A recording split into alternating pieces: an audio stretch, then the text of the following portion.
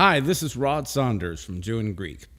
In the so-called discernment world, you'll often hear of people quote Charles Spurgeon's observation that discernment is not knowing the difference between right and wrong, it is knowing the difference between right and almost right.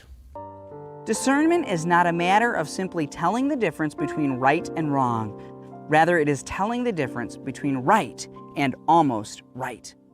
Charles Spurgeon rather famously remarked that discernment is not being able to tell truth from error, but being able to tell truth from almost truth. And now Charles Spurgeon takes it a step further.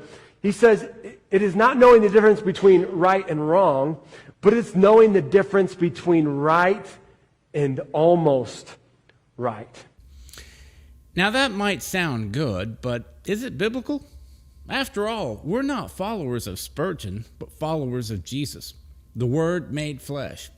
So what does the Word say about discernment? But solid food belongs to those who are of full age, that is, those who by reason of use have their senses exercised to discern both good and evil, Hebrews 5:14. Notice that it doesn't say good and almost good, good and evil. In 1 Kings 3:9, Solomon prayed, "Therefore give to your servant an understanding heart to judge your people, that I may discern between good and evil. For who is able to judge this great people of yours?" 1 Kings 3:9. Again, good and evil. Not good and almost good, or right and almost right. You see, when you define discernment as knowing the difference between right and almost right, you open a Pandora's box where everybody now feels free to attack everybody who slightly disagrees with them on pretty much any issue. This runs counter to the biblical admonition for us to seek unity in the body. Certainly, we need to recognize that people who preach legalism or a works-based salvation are not preaching the gospel of grace that Paul taught about. And those who promote permissiveness or hyper-grace, that we are under no obligation to pursue holiness, are to be marked and avoided. And we need to affirm the humanity and the deity of Jesus, and the resurrection and the lordship of Jesus, and the doctrine of eternal judgment. But beyond those few essential doctrines, there's a myriad of doctrinal issues that we're never going to all agree on. The majority of so-called discernment ministries aren't doing biblical discernment. They're engaging in what is referred to as a circular firing squad, which means that believers end up shooting each other. That's not discernment. That's spiritual immaturity. It's theological virtue signaling, shouting to all within earshot that I'm courageous, I'm standing up to those heretics, while you condemn your brothers and sisters in Christ over non-essential issues. True biblical discernment is necessary, of course, but true biblical discernment can discern the difference between almost right and wrong, or evil, or heresy. In the 7th chapter of John, Jesus is confronted by the Jewish leaders and says, "I did one work, and you all marvel. Moses therefore gave you circumcision, not that it is from Moses, but from the fathers, and you circumcise a man on the Sabbath. If a man receives circumcision on the Sabbath so that the law of Moses should not be broken, are you angry with me because I made a man completely well on the Sabbath? Do not judge according to appearance, but judge with righteous judgment." John 7:21-24. The Pharisees were upset that Jesus healed on the Sabbath. According to their understanding, they were right, but according to the Bible, they weren't. According to the law, you weren't supposed to work on the Sabbath. You were supposed to rest and devote the day to worship. Does healing or doing some other act of kindness violate that? Not at all. But in their twisted understanding of the law, it did. Jesus told them not to judge by outward appearances, but to judge with righteous judgment. Understand what the law is really saying before you try to enforce the law. Get your facts right. Know what you're talking about.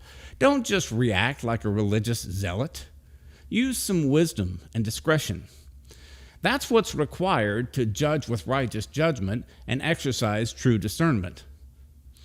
A couple of months ago, Discernment YouTuber Colin Miller did a video attacking Tim Keller because Dr. Keller supposedly congratulated an atheist for becoming the new chaplain at Harvard.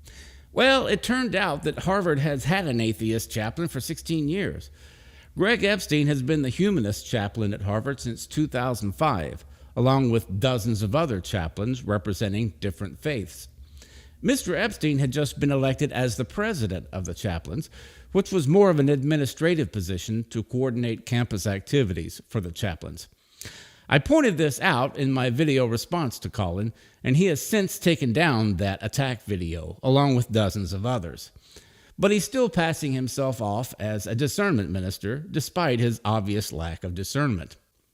Another example can be found in this debate between young earth creationist Kent Hovind and old earth creationist Dr. Hugh Ross. And of all the things that Hugh Ross teaches that I would object to, this one is probably the most serious. This one, I would say, borders on heresy because it leads right into why did Christ die on the cross? If there's already death in the world, see, his philosophy is God created a world where the lions eat the zebras, suffering and agony and is normal. And then when you read Genesis 1:31 at the end of the chapter, God looked at everything and said it was very good.